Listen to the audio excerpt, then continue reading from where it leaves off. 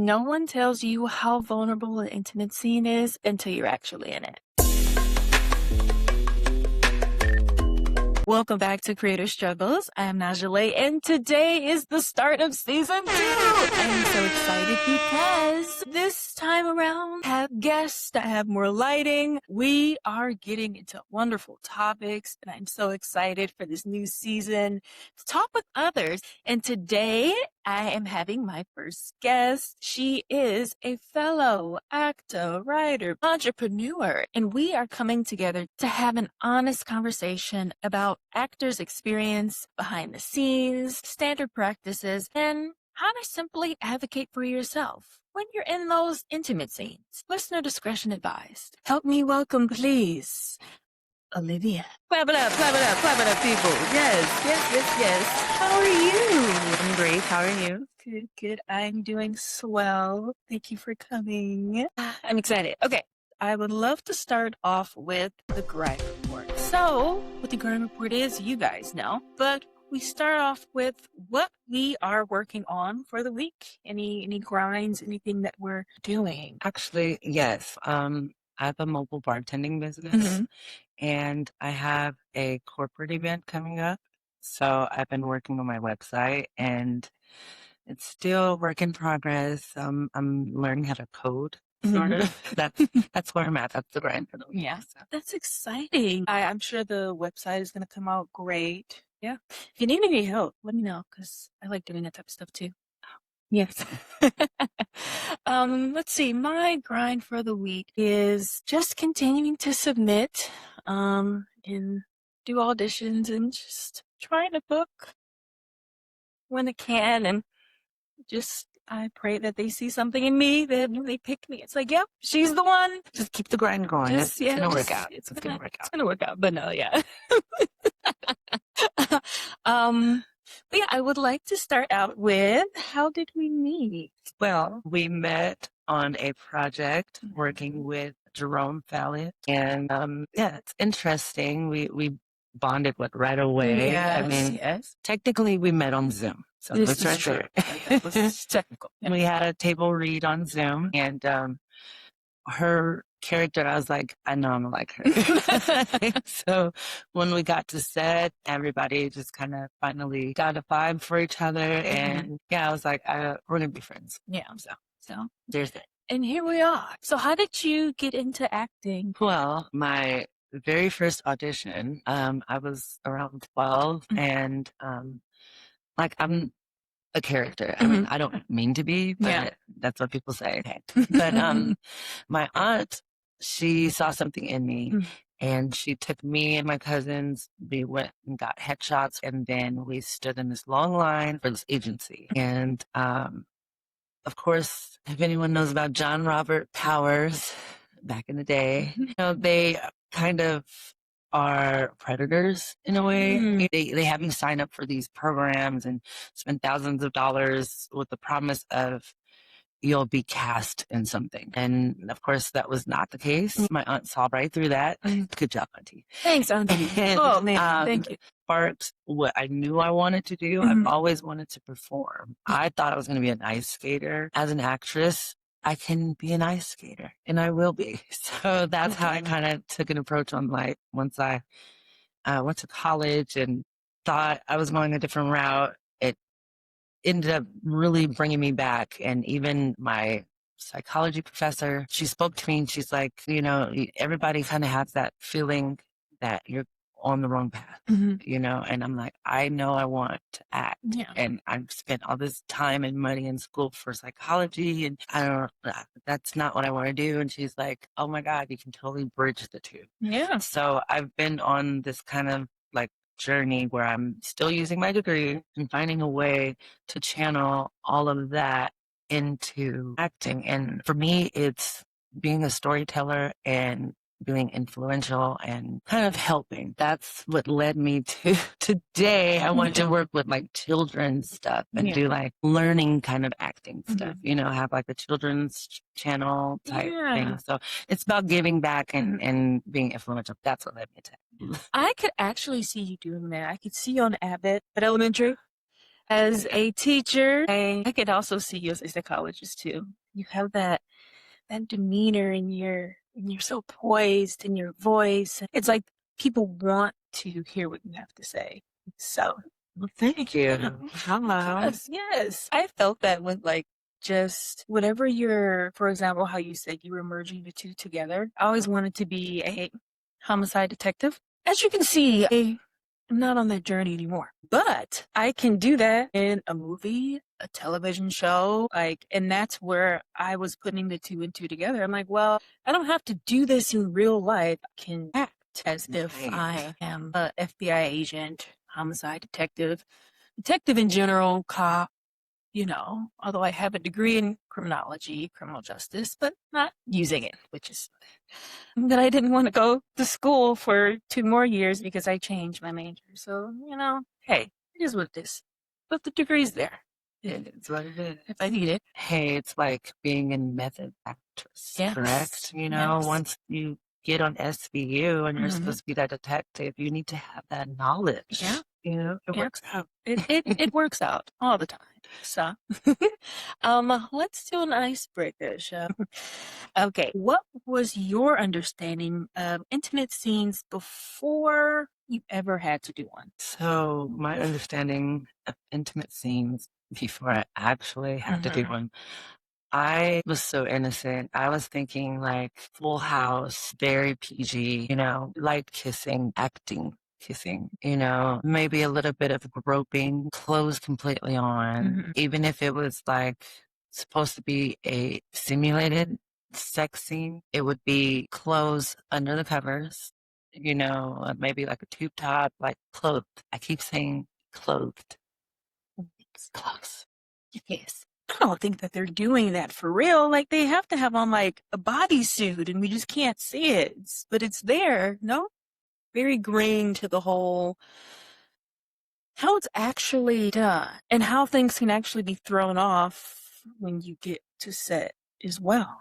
Right. Because sometimes, what's on paper is exactly what it is, what's on paper. But sometimes things can be changed and you may not have wanted to be a part of said things that is changed because you're dealing with another individual as well. So I feel like if anybody needs to continue to be updated on something that's changing, it needs to be the two people that are involved in the scene. That should matter. Yes, it should, but does it matter all the time? No. It could be very unfortunate. First experience with intimate scenes. That's the first topic today. There's that expectation that you have, and then there's reality. And yeah, the reality of it can be very daunting. Traumatizing. Yes, I feel the expectation is it's going to be this quick thing. It shouldn't take too much out of you in a sense. It should be professional. There should be a coordinator present. And sometimes things fall through and yes. And then the awkwardness of, okay, so closed set. We know what a closed set is. Yeah. However, how many people are on that closed set? Quite a few. It's still, you have the cameraman, you have the DP who might not be operating the camera because he has his, first in command. And then you have the director. You have the first AD, you have the second AD, you have your PAs, and it shouldn't be any background actors in the scene, but if it's a closed set and they're in another scene, they're still on that set. Yeah. I feel like closed set needs to be what it is, a closed set. I think that obviously you need the cameraman because who else is going to record it? You need the director because who else can actually see what needs to be seen, and you need the intimacy coordinator. Feel like unless there's words being said within the scene, sound guy. But yeah, I feel like if you're not actually in the scene, there's no reason why background people, the other people that are casted, like they shouldn't even be in the same room. Even if the scene is coming up, like they shouldn't even be there. So I feel like if things could just be done a little bit better, just to, make everybody feel comfortable, Yes. And I understand that budgets are a thing, Yeah. so like you keep you mentioned intimacy Mhm. coordinator. Yeah. That's Yes. a beautiful thing to have set when it's in the budget. So Yeah. there's that. There's low budget films and independent projects that ask for a lot.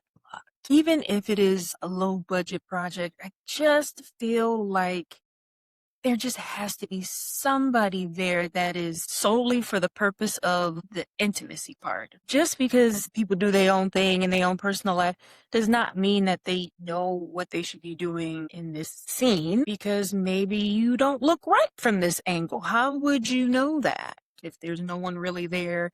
Hey, put your leg right there. Yep, right there. The director's looking, but they're not. What they're looking Doing for is more cinematic. Yeah. They're looking for how things look on camera, not at the ad. Yeah. Is what should be. I can't speak for everyone, but yeah, for the most part, I can't imagine a director that's trying to tell a story that's more focused on the action, that particular action, versus how it's driving the storyline. Is what I would feel how it should go. So, it doesn't always go like that.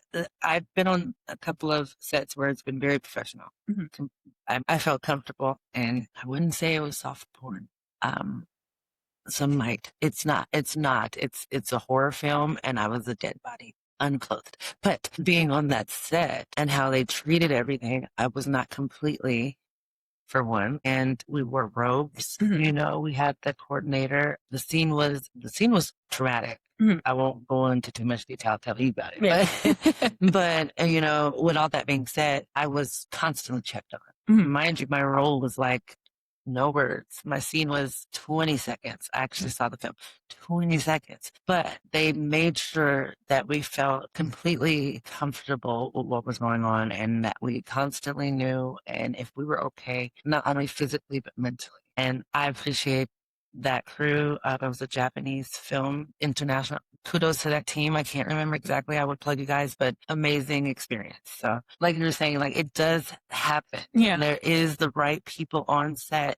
Things go well. Yeah. That's good to hear too, because I unfortunately have not had a good experience with intimate scenes, especially with it being my first one. It just felt awkward to me. But I like to hear that there are sets where, everybody is taken care of and being checked on. Even the people that may not even be in the scene are being checked on. Like, it's nice. It's nice to know that it's being done. It just, unfortunately, it doesn't happen for everybody. What about the emotions that come along with it too? It's like you're nervous. Like, do my breath stink? Like, I shouldn't have had that sandwich. All of the things that you would normally feel in a real intimate situation, but intensified, because not only is it this one individual, you're performing for a room full of people. So again, you're like, just my breath stink. It's going to show on their face on camera, clearly, so unless they're like Oscar nominee, but even with that, it's like, how do I look on camera? Yeah. What angle are they getting? Right. Even though 9 times out of 10, it really might be framed right here. Yeah. But it's still that room full of people. Yeah. Talking to somebody is quite important, to just at least kind of process. Okay, I did it, or I'm about to do it. I'm okay. So yeah, I would definitely recommend having that confidant. At least if it's not on set, like if you don't have a friend that you can call, which you probably won't be able to during filming, but however long the project is, typically you build a relationship with people. Yeah. With your crew. So having a confidant with your crew would be highly recommended, especially your scene partner. So having that also, rehearsal. Yeah. Physical rehearsal helps. It does, because it prepares you for the, just like the stupid kisses. Like even you're supposed to do Hollywood kisses, but low budget sets. What can I say? Now, what is a Hollywood kiss for the people that may not know? So the Hollywood kiss is like a dance. So your partner knows to go left when you go right, and it's about the turn and the angle to where you get the emotion of what's going on, but you don't see the actual physical connection. Unlike today's stuff where they just fall in the throat and you see the tonsils and the saliva. You know, there used to be class and taste in the film, and it left to the imagination. But yeah, that's a Hollywood kiss for you. Yeah. And you guys see how today is. You see everything. There's no turning of the back. This just full on right in here. Tongue and all. Now, what makes an intimate scene uncomfortable for you? I have an issue or a question or a direction, and I am poo-pooed, literally told to follow the scene direction. That makes me uncomfortable because you're not considering how I'm feeling. Because if I'm addressing something now, there are divas. I completely understand there are divas. But when it comes to an intimate scene, you want your actors to be authentic and you want them to be able to play who they're playing. And if I'm in my head, I'm me, I'm not the character that I'm playing. So it's imperative that you kind of hear what I gotta say.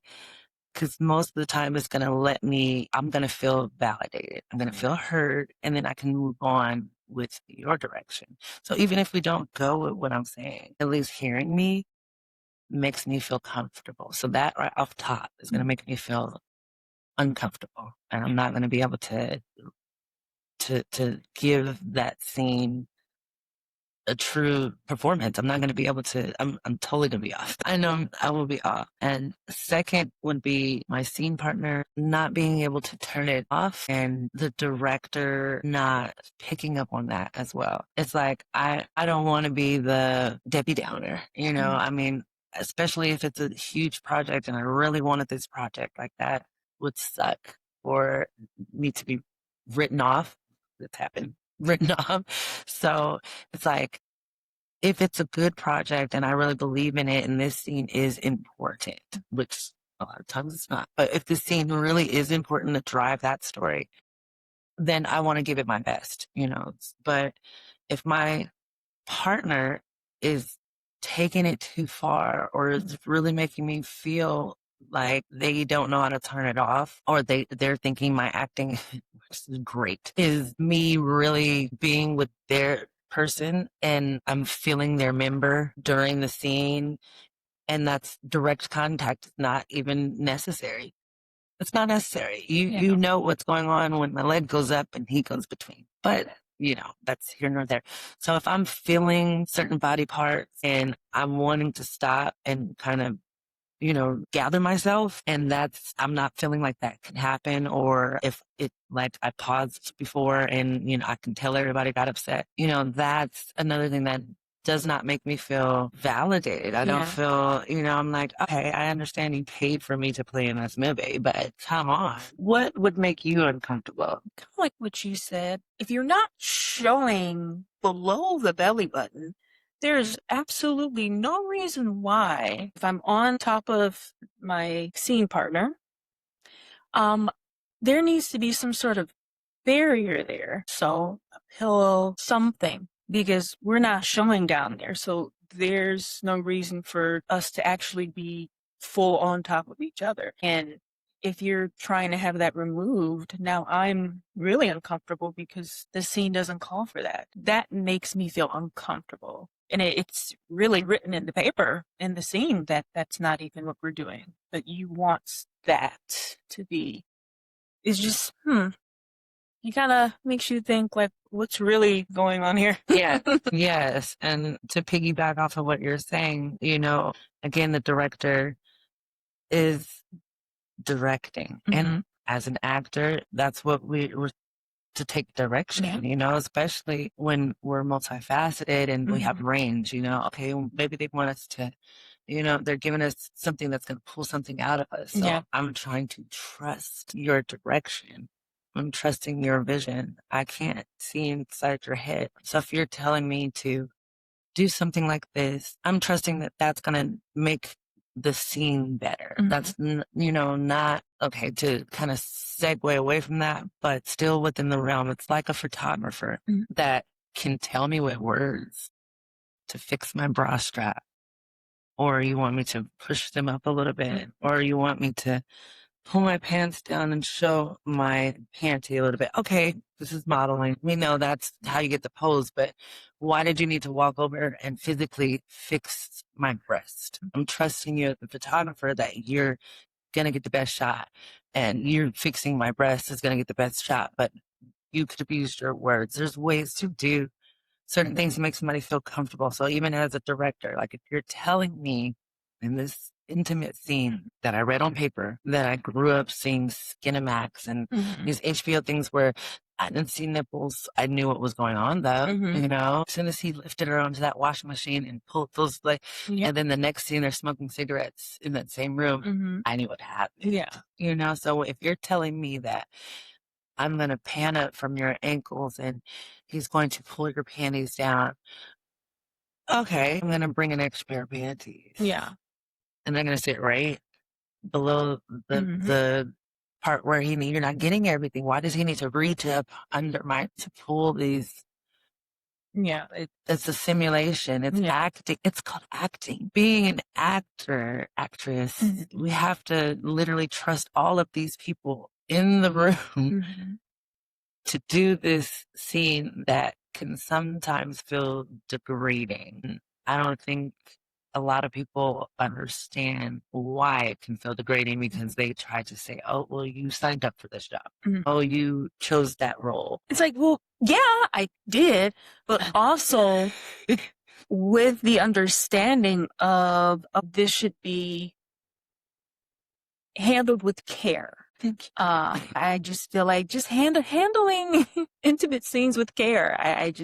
That's all. I feel like it just shouldn't be that difficult, especially if, you know, that's like the bread and butter of the whole movie. Monster Law, you know, because you don't even know what people are going through in their head. Just like you said, it's like, you know, you're still you at the end of the day. You may be playing this character, but you yourself may be feeling like, I don't know about this. You have to understand that a lot of actors, actresses have been in traumatic situations, and these scenes can be triggering for them.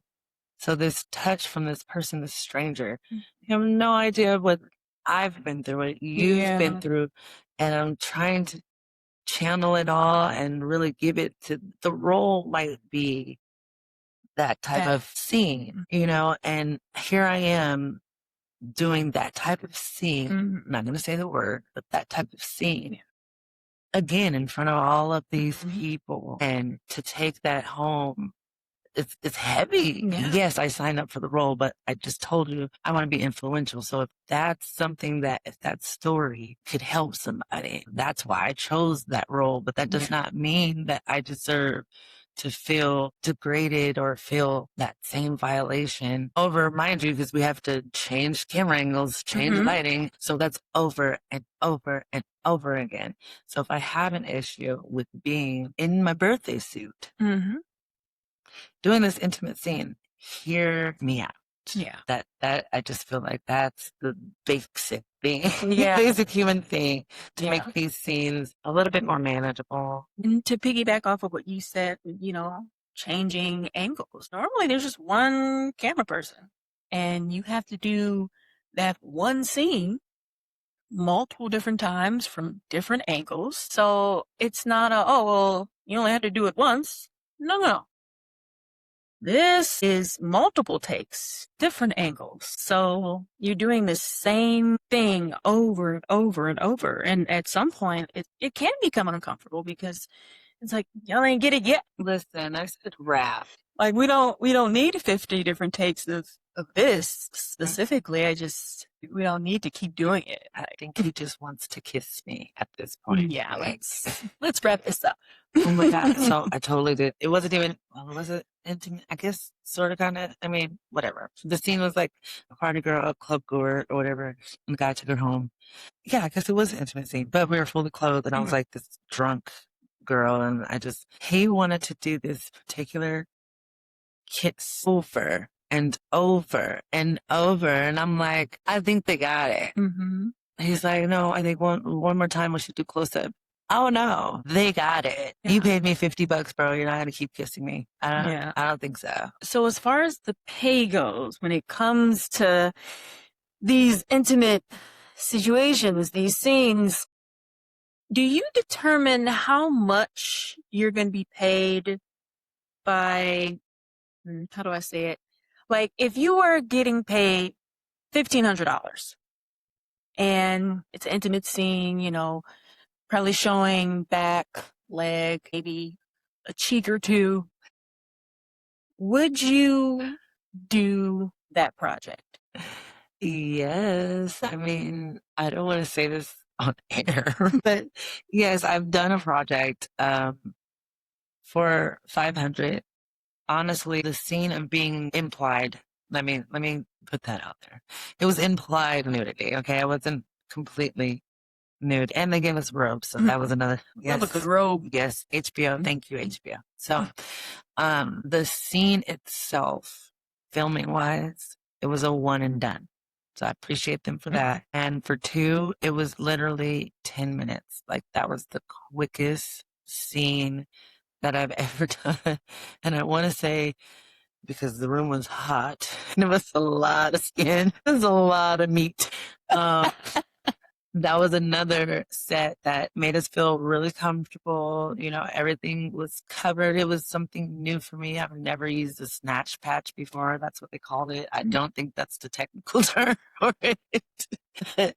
All the women had snatch patches. In the male, they don't have snatches, but you know, they had patches too. So, and then they gave us the covers, and we were in our clothes for majority of the day, like up until our scene, like an hour before our scene was when they had us put on our robes. So there was no walking around, you know, all of that stuff. And we were all contained to one particular room once we got in our robes. So it wasn't like the other parts of the set and the other PAs and other actors. It was just the actors that are in this scene, you know, so that was nice. And yeah, it was only $500, but they fed me well twice. And like I said, the scene was 10 freaking minutes. The mansion was beautiful. Yeah, it was like a kickback day. Nice. So, but yeah, so that was worth it. Now, when I do something else, you know, you have to know the project. When I do a passion project like that for nothing, no. But let's not put but 500. That was 500. That was 5 smackaroos. That was some good money for 10 minutes? Well, 10 minutes of filming. Now, being on set, we were there for, I want to say 10 hours. So that's when the 500 is like, you start counting. Is it minimum wage? Yeah, I see a lot of things that are on these casting websites and apps where they're requiring some shaky stuff and they're only offering you between $150 to $200. And I don't mean to sound uppity or bougie or whatever the words you would like to use, but I personally, and again, this is just me personally, if I'm showing my lady parts, birthday suit, whatever you want to call that, I need more than 150, more than 200, but also I just know me and I know certain things I probably would want to do. So I feel like kind of basing it off of, you know, your own personal things that you are willing to do or not do. So I think that's kind of how I see if I'm going to do a project or not. Like, okay, this requires this type of scene. Okay, let me double check to make sure it's not fully naked because that's not what I necessarily want to do. Now, if the back's fine, you know, thigh, cool, but I just need to also know what is the project? What story are we telling? I think that's kind of where it starts for me. I'm like, listen, am I a dead body? Okay, so that might require full nudity. You know, now what am I a dead body on? Is this SVU? You know, now we might be talking. Right. Is this some Tubi film? I don't think so. I don't, nothing, not at all. You better AI it. So I completely understand. And that's kind of how I go with any project, but especially if it has an intimate scene. You know, I want to know what is the purpose behind that scene because people are throwing those into movies and story plots when they're running out of creativity. And it's like, there's other ways to drive the storyline. And I understand most of the time there's going to be this love interest. Yeah. So, but does everybody get to bang? No. So that's not reality. So there's not, especially the end of the freaking world. Do you think I'm worried about that right now? All the zombies are trying to kick down the door, like, or what was it, A Quiet Place? Why are you having babies? Babies make noise. I'm just saying. So sometimes a sex scene isn't even called for. If we're supposed to be quiet, why are we banging? Yeah. I'm just saying. So there's not always a reason to have that intimate scene. So if and then what is the intimate scene? Is it like, okay, this is my boss and we're throwing everything around the office? Okay, I can kind of do that without, so I'll take it and then, or I'll ask the director, is it okay if we Yeah. and if that's cool, then that's even a green flag for that project too. Yeah. So, it's things are getting weird out here. Yeah.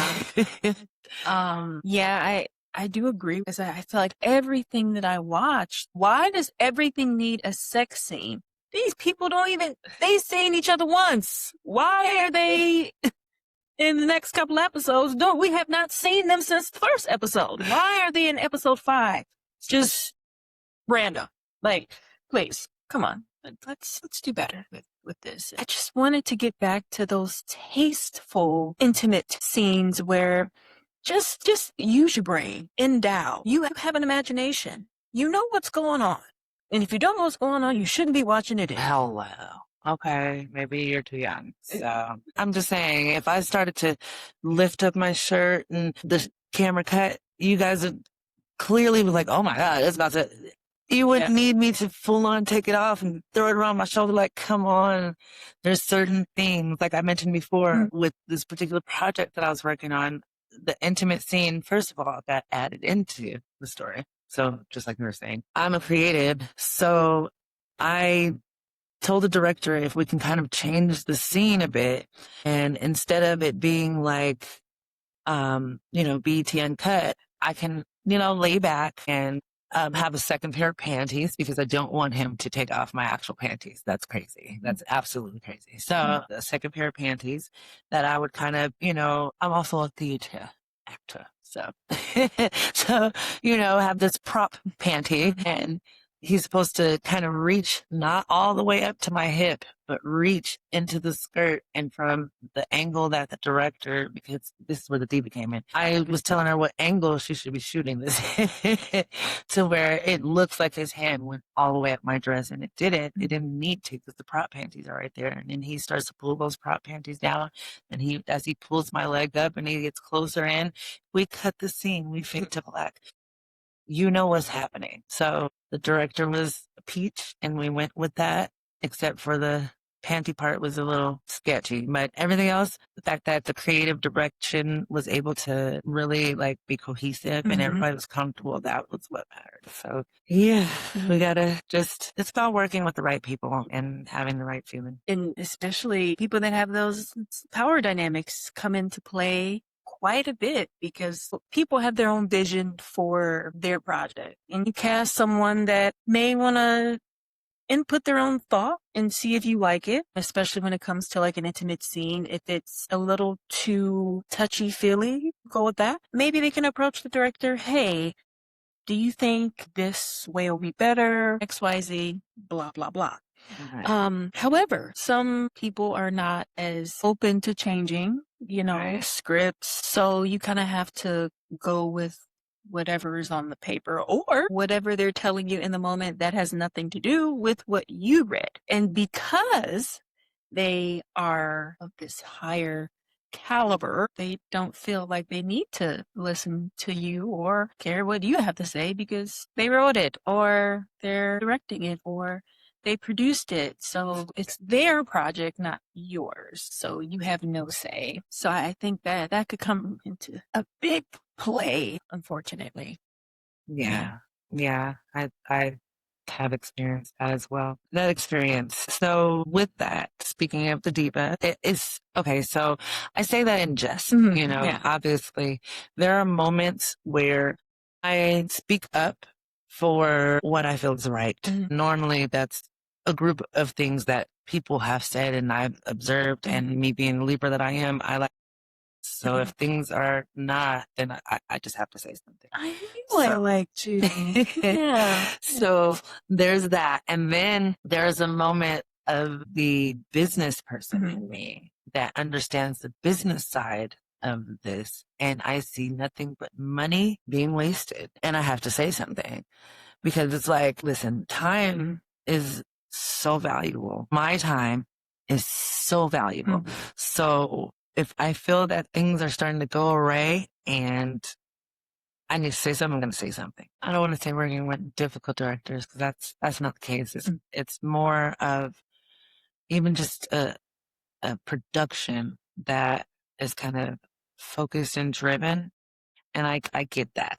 It's their vision. Like we were saying before, it's their project, it's their vision. However, if I'm reading your project and your vision and I'm a part of this project and vision, and again, my time is valued, very much so, very valuable. I tend to put dollar amounts on it, and that's not even accurate. It fluctuates. So it's very valuable. And to be on a set and to sometimes watch the hierarchy not even be a hierarchy, how I see things start to be able to or people being torn certain which ways and not be able to focus and delegation. There we go. Delegation. That's where I tend to become the diva is what I say. And I assert myself and I'm like, no, clearly we need delegation. So that's not for everybody. Because everybody does not take that very well. But again, for me, it's about money because production and filming and all that, it costs.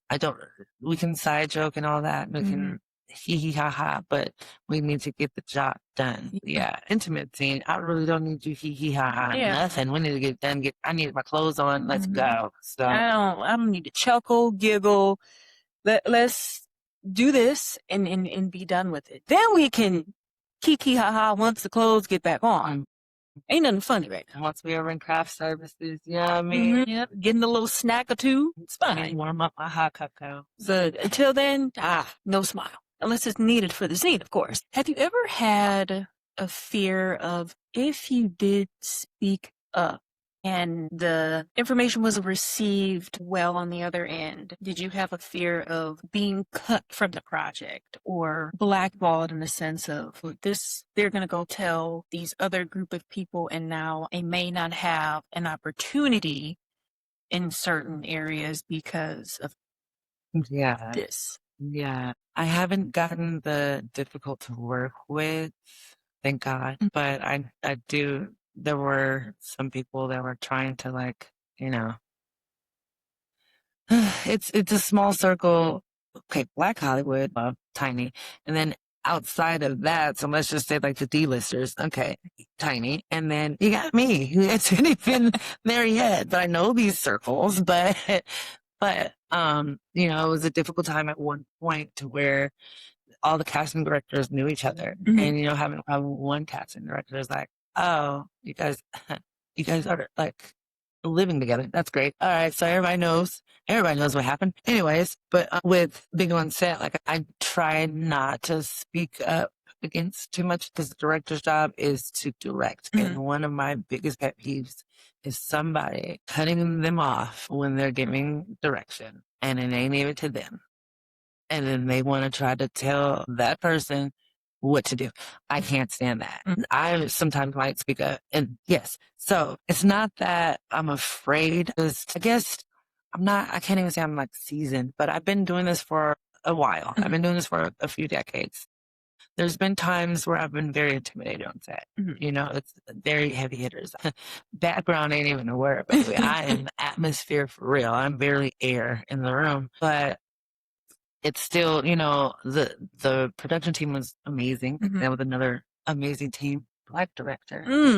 Love that.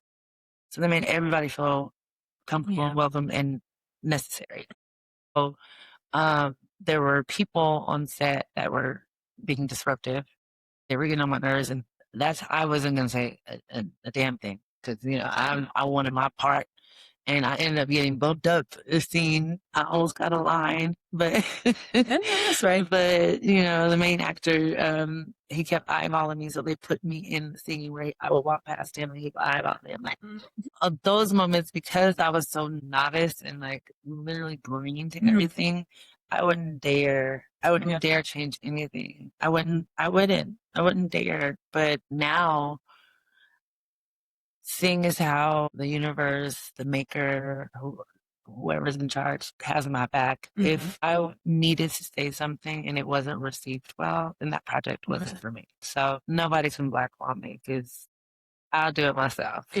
Okay. There's tubing. Hello. Okay. YouTube University. I'll figure it out. So, exactly. So I guess, having that knowledge of how things operate and also back to the money part, how interrupting production costs. I would not dare, if it was not necessary, mess with the money. Yeah. So because they spending quite a bit of change, and half the time they be running behind.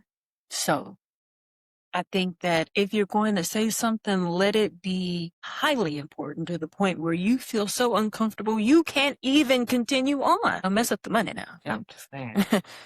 Look, because you might be messing with your money too. But no, seriously, if you do feel so uncomfortable where you can't even fathom, you can't even continue on, I feel like that warrants for you to say something because, unfortunately, no one can read minds. Well, I mean, I don't know what people can do, but the people that I know can't read them. So if no one knows what you're going through in your head, then they just don't know.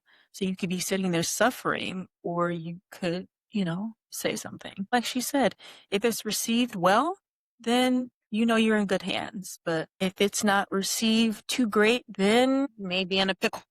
But yeah, I think that in my experience,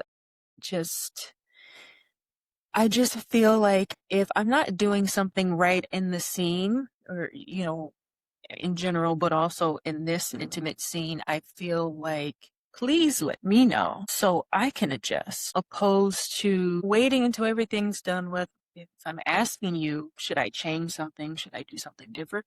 No, you're doing great. One would assume that you're doing fine and you would move on. And again, like I said in the beginning, if something is not needed and I even bring it to your attention and you agree, why are we backtracking? Exactly. I think that it's all a learning process. You should go into things assuming that things are going to go well. But unfortunately, things happen. Life happens. So things can change at the drop of a hat. You either can roll with the changes or you may have to do something else. Right. I mean, that's life. So. Yeah. Honestly, take it with a grain of salt. At the end of the day, do what is best for you and what you feel like you should be doing. Because it's hard for me to speak up sometimes in certain situations because I have that fear of like, oh, well, if I say this, what if they go and tell all these other people that could make my life different? And now I have no knowledge of that because why would they come back and tell me? It's like, oh, I need to say something, but should I? Right. And I get that too. It's self-preservation, at the end of the day. I'm going to stand up for me. I'm going to stand up for you. It's going to be worth it. And I don't mean it in that essence, like, oh, of course, like standing up for the smaller person, the right thing to do. But, like you're saying, it's going to affect me and them running and telling that, like, when it affects my livelihood, my life, I get it. Just, I was being facetious when I was saying like, oh, I can't be blackballed. Like, come on now. There's words we can't say. But, it's self-preservation. I really will figure it out and find a way to still do what my passions are as far as that's concerned. Now, would potentially be blackballed from Hollywood. Well, guess what? There's Nollywood. Okay, there's Bollywood. So it's just a matter again of what it is that you're standing up for. Like clearly I don't want to shoot myself in the foot. Who would be that? Right. Yeah, with the times the way that they are now, it's so much easier to speak up for yourself. It's so much easier to find allies that something you felt you were wronged in a way. There's somebody that you can go to that will support you, that will not just, it is what it is. Hollywood casting couch for you. That's no, no more. So yeah, if there was ever a time to speak up and not feel like the repercussions will be so diminishing, would be now. Yeah, just speak up, people, because only you can be you. What do you feel like the standard practices should even be? I mean, honestly, if it's an intimate scene, just always feel like the woman should be checked on and made to feel the most comfortable. It's not to say that the male can't feel uncomfortable. That's not what I'm saying. It's just in this male-driven patriarchal type of society that we have, a lot of the times our suffering is swept under the rug for the comfortability of others. And it shouldn't be like that for something of this nature. I mean, in general, but especially for this nature, we're trying to do our job and perform, So it's like, at the end of the day, I feel like to do these scenes, I just feel that the woman should be made to feel so comfortable that she just goes in, does her job. And it's almost as if they went and did a scene at a cafe. It should feel the same as if it's a scene, picking up the kids. Like it shouldn't feel so vulnerable to the point where you're being filmed. You're literally being filmed. So it's like, you're gonna feel vulnerable. You're gonna feel raw. So at least let me feel safe. That is the main word, is feeling safe and secure. Because at the end of the day, we are still doing a job. So we're going to clock out. We're going to go home. We're going to do whatever we're going to do. Everybody on that set's going to do the same. I can't spend the rest of my day or life existence wondering what they were thinking and what they were saying while I was doing this scene with no clothes on. So at least to let me feel comfortable, that is like A1. So that's the main thing that's necessary to me. And those snatch patches. I'm sorry. What's wrong with nipple covers and snatch patches? What's wrong with that? What's wrong with nude color underwear? Like they have those. They're invented. So it's not always necessary for people to be fully unclothed on set. And it's not corn. I'm just saying. Yeah. It's like, what? Did everybody need to be naked in this scene when I'm watching a movie? Like, why is everybody's clothes off? I'm so confused. Moving on to, when is the win? Any win that has happened for you? Win is a win. I've had a lot of mini wins. This week has been a doozy as well. I have a client, I'm a behavioral therapist as well, and I have a client that is having a very, very difficult time right now. And she did not harm while she was with me. That is a huge win. Huge. And I'm here on this podcast. I got asked to be here. What? By the queen? What? So that was a win for sure. Life has been lifing, but I'm still trucking. So that's a win. Just keep swimming, swimming, swimming. What do you do? We swim, swim. Let's see, a win for me.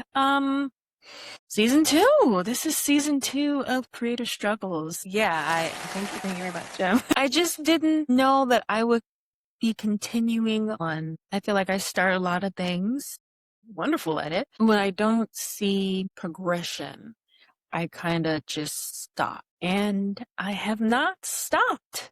As you see, we're on season 2, people. And we are continuing to flourish. So I'm excited about that. That's my win. It's a huge win. I gave her a round of applause for you guys that did not know. A round of applause. Thank you. Thank you very much. That's great. Yes, I feel great about it because there were moments where I'm like, you know what? Why am I doing this? But yes, that why is always tricky, isn't it? But at the end of the day, I'm still trucking. I'm still pushing forward. And hey, hopefully a season 3 comes along. Yes. With more guests and reoccurring guests. Yeah, that's my win. Let's move on to advice for creatives. What you got? My advice for creatives, consistency. You're going to have some great days and you're going to have some heavy days and you're going to have days that you just don't want to do it. However, if you stay consistent, you will see your results. It might not be in the timing that you think it should happen, but the point is being consistent. I've had to start over very, very many times, and I'm okay with that because I've learned now that I do have the talent and I do have the drive. So now comes the consistency, and you will see this mug more. But yeah, if anything, that's everything that I have accomplished was because I stayed consistent, going to the auditions and not getting called back, not getting called back, not getting, oh, I got a call back. You won't know, you won't get your yes until you get through all of those no's. And that is probably the hardest thing. I swear it seems like that's very simple, but everything else is manageable when you can figure that part out. Yeah, that's my advice, is really stick to it. Okay. Yes. Yeah, definitely be consistent. Cause like I just said, I wanted to just quit because I'm like, what's the point? There's no one watching. But I've said this quite a few times before, but I'm gonna keep saying it again. There's always someone watching you, and you may not know who that is. That person could be the person to change things for you for the better. So if you stop, then they don't really have anything to go off of because you're no longer doing what you're passionate about. So yeah, just continue to keep pushing, keep on trucking, keep swimming, well, I'm not going to say keep diving, just keep swimming. Even when you're at the top, at the highest you feel like you can go. Keep going because the sky is not the limit. The sky is not there. We're trying to see the universe, see Jupiter, Pluto's not. Anyway, I digress. See the moon, not the sun, because you might go blind and we don't want that. So stay away from the sun. Only when it's shining on you and showing off your beautiful skin. Beautiful. Let's move on to Pick a Struggle, a new segment, which is pretty much what do you rather? I'm going to ask a couple questions and I'll let you decide which one you would like to pick. So, would you rather pause a scene to reset or push through and regret it later? So I don't like that word regret. But see, that's a tough one because I just told you I don't like stopping the money. I'm gonna say reset. I'm gonna say reset because I'd rather have a team of people mad at me and we reset and I give the best damn performance and everybody forgets about what happened versus reliving things over and over that you can't let go because it's trauma. So All right. Next question. Would you rather play the same typecast roles repeatedly or struggle to get cast at all? she was right when she said struggle, because what? Okay. See, I used to think that typecasting was horrible because of blaxploitation and stereotypes. However, being consistent in this game is somewhat key, and being typecast can in fact lead you to supporting role awards and things of that nature. So it's not the Scarlet A that it used to be, so I'll go with typecast rather than, I mean, I'm tired of struggling to get cast now, Would you rather work with a huge director and have a tiny role or a lead in a small independent you believe in? If the tiny role was leading to something as far as like representation and all of that, that would be where my focus in my career. However, how my career has been going up until this point in general, I need more projects that will reflect my talent. So I'm going to go with the indie role as the lead because it's going to be a passion project. So yeah, I'm going to go with the lead for the indie. Yeah. Yeah. I would say that too, because indie films do get picked up, and quite a few people have been successful off of a project that no one even thought would be a thing because it was an indie film, and winning awards, getting booked for like projects you wouldn't have even thought that you could do because you did that indie film. And that one person saw it, or that couple of people seen it that can actually change your life. They seen it, they liked you, and they wanted you. Hey, It does happen. it definitely does. Sometimes they be plugging people off the street, child. They gonna pick you now. If they like what they see, they're going to pick you. Don't go to John Robert Powers. Or John Casablanca. See how their names are John? That is actually going to be it for today. Olivia, again, I do appreciate you coming and being my first guest for season 2. Thank you. Your presence was truly welcomed. I loved the connection. Great time. It was good. Because even though the topic was touchy, no point intended, it was still a good conversation. We had a couple of laughs. But yeah, I just wanted to get that out there for you guys to understand that what you see on TV, I mean, it could be great. It could be wonderful. But behind the scenes, it can be different, a lot different than what you're actually seeing. And, you know, at the end of the day, we're all human and everybody has feelings. So, yes, we're going to end with that. But tell the good people where they can find you. So you can find me on Instagram at OJ the Juice Girl. That's OJTHA Juice Girl. And on Facebook, D Olivia Jordan, and TikTok, D Olivia Jordan as well. Good. You did speak about your business. Let's talk about that. Let's get the people going. Let's get you some business.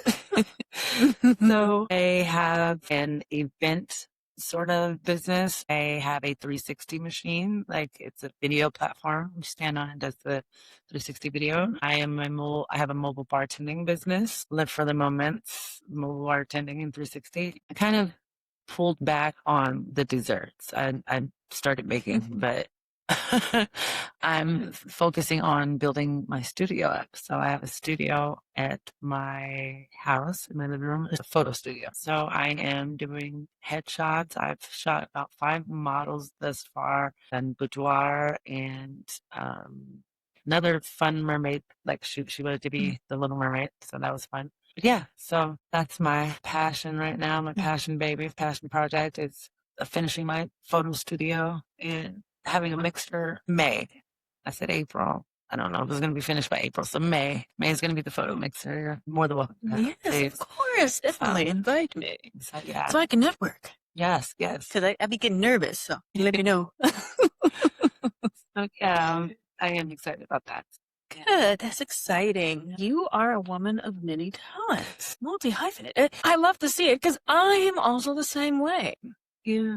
I do a lot of things very well. As an actor, you want to have different things that you're working on because you may not always be getting booked. So yes, you do kind of need to venture off and do something else that's going to make you some other money.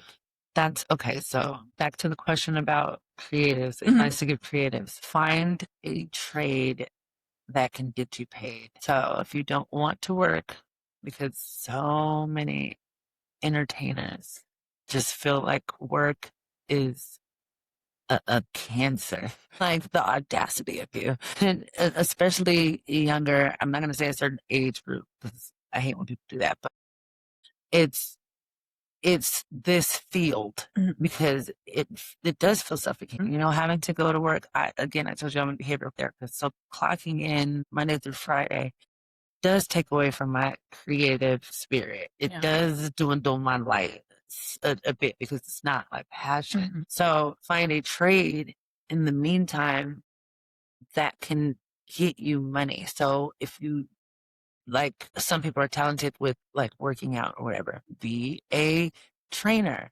Or if you can't be a trainer, work at FedEx. There's ways to still get your money and still get that juice, that creative, whatever release, or I just used working out as an example, but that's still a trade that you can use. That's using your skill set. You're strong. Freaking working at FedEx, it's 4 hours a week and it's a paycheck. Don't listen to these other people that's like, oh, you need to just put everything into that. You will be on the street very quick. So, or you would be living with 18 people in a studio. That's up to you. I mean, that's a choice too, but find a trade. Everybody doesn't have to go to university. I understand that. I, with my debt, wouldn't even recommend it. But always find a trade that is going to, for one, again, get you paid. And for two, it's something that will value you. It will validate you because it's something that you're skilled at versus something that you looked on paper, applied for, got it, clocked in, wait for a paycheck. Nobody wants to do that. Yeah. So as an entertainer, as a creative, find a trade. If you're a writer, they have editing positions that you're not an editor, but you can proofread people's work and give them feedback and they pay you. What? So find a trade that fits your lifestyle that you get paid for. So that's my biggest advice. And be consistent. Yeah, and you got to pay them bills. Otherwise, you're going to be on the street. Yeah, or in a car. Trying to tell you, these California bills, some serious. But that is it for today. Like, comment, subscribe, leave a review, send an email. Do all the things that you can. Help me out. Please, of course. Yeah, that is it for today. Hit Bye, that subscribe guys. button. Yes, please. I need more people so I can continue on.